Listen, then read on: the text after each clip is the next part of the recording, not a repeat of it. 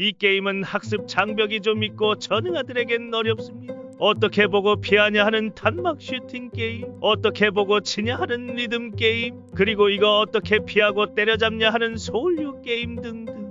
세상엔 우리가 알지 못하는 어려운 게임이 많지만 전응아한테 어렵다는 게임이 있다. 그 게임의 이름은 바로 패스 오브 엑자일. 본인장 패스 오브 엑자일을 3.2로 탐험리그부터 찍먹하는 정도로 가볍게 즐기는 만년 뉴비인데 새 시즌이 열릴 때마다 항상 게임이 어렵다고 느껴왔던 것이다. 그런데 뭐 전응아들한텐 어려운 거라고? 그럼 내가 전응아였던 것인가? 그깟 게임 좀 어려워할 수도 있지. 멀쩡한 사람을 전응아로 만들 도저히 참을 수 없다. 전응아를 벗어나고 싶다. 그래서 내가 전응아가 아니라는 것을 모두에게 증명하겠다. 3.24 네크로폴리스 스스프리그로. 스스프란 솔로 셀프-파운드의 약자로 유저들 간의 거래 없이 모든 것을 자급자족해야 하는 리그인 것이다. 잠깐, 전응아 주제도 모르고 스스프를 하는 게 맞냐? 굳이 거래 리그가 아닌 스스프를 고른 이유는 두 가지가 있는데, 첫 번째는 스스프에서 캐릭터를 빌드업하는 연습을 하면서 기초적인 게임 실력을 쌓으려고 하는 것이고, 두 번째는 이번 리그 약 한 달 차 유저 잔존율이 그만 날아보도록 하자. 나 같은 초보라면 먼저 유튜브에 리그 스타터를 검색해보는 것을 권한다. 스스프 리그에서는 구하기 어려운 아이템도 거래 없이 직접 획득해야 하기 때문에 그런 아이템들이 최대한 적거나 없는 빌드를 선택하는 것이 중요하다.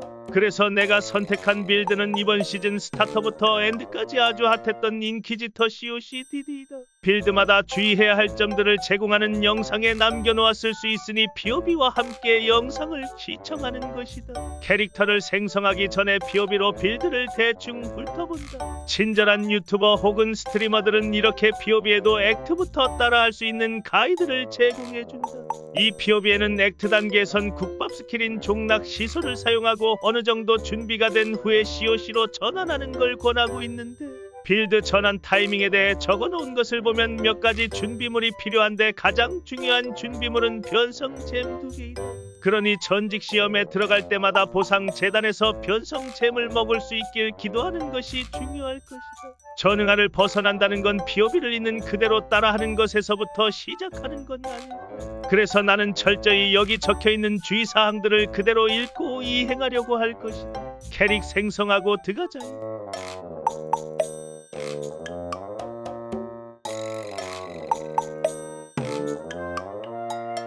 A few moments later. 대망의 첫 번째 전직. 제발 강철 관통이나 시체 폭발 변성 잼 나와다오.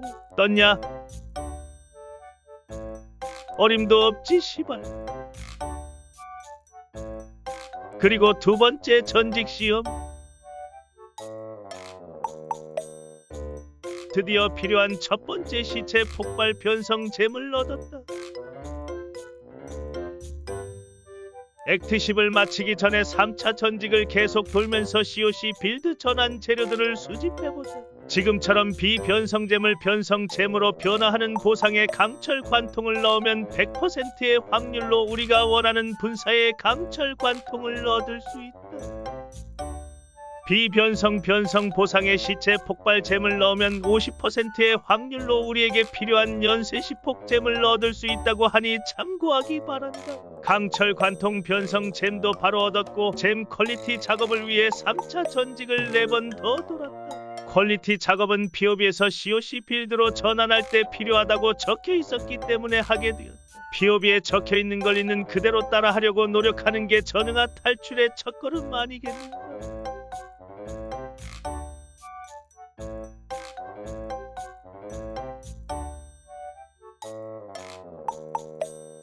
본격적인 COC 빌드로 빌드를 전환하기 전에 POB를 참고하여 패시브를 적당히 초기화하여 찍어주었다.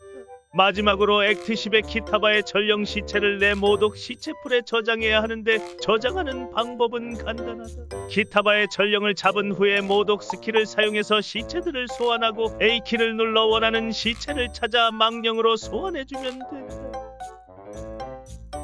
이렇게만 해줘도 빨간 맵까지는 큰 무리 없이 올라갈 수 있었다. 나 같은 뉴비는 중간 빌드업이 까다로운 빌드보다는 이렇게 대충 거적대기만 주워입고도 아틀라스를 쭉쭉 밀어낼 수 있는 좋은 빌드를 고르는 것이 중요하다고 느낀다.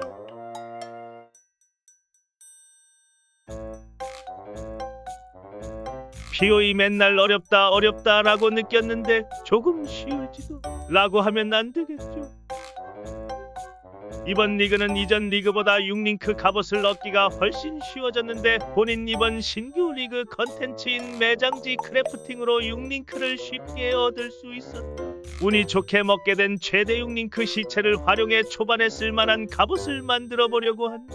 대충 매핑하면서 좋은 시체들을 이것저것 쑤셔 넣어서 6링크 갑옷을 만들었다. 매장지 크래프팅의 가장 큰 장점 중 하나는 베이스 아이템을 직접 선택할 수 있다는 것이다.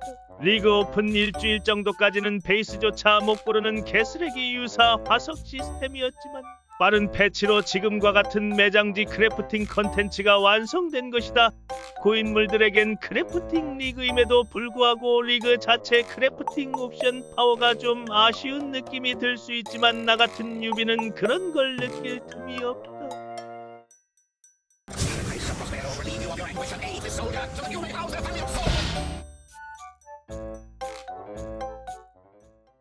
영상이 너무 늘어지니 적당히 끊어가겠다. 끝까지 봐주신 분이 있을지 모르겠지만 정말 감사하고 고인물분들의 댓글 꿀팁들도 언제든 환영이다.